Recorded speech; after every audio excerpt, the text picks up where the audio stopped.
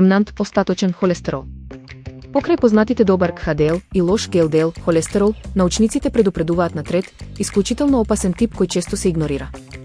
Најопасен досега, познат како ремнант остаточен холестерол, овој тип се смета за полош од класичниот лош холестерол во однос на срцевиот ризик.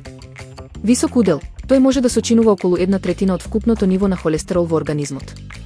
Отпорен на статини, најпознатите лекови за регулирање на мастите, статини, се значително помалку ефикасни против него. Суштина, самиот холестерол е неопходен за масти, клетки и хормони, проблемот лежи во частичките кои го пренесуваат и ги затнуваат артериите.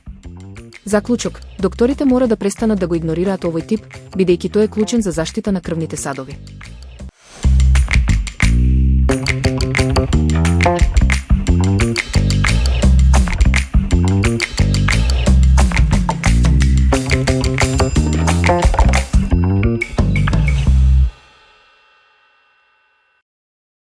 Шеќерот во лето.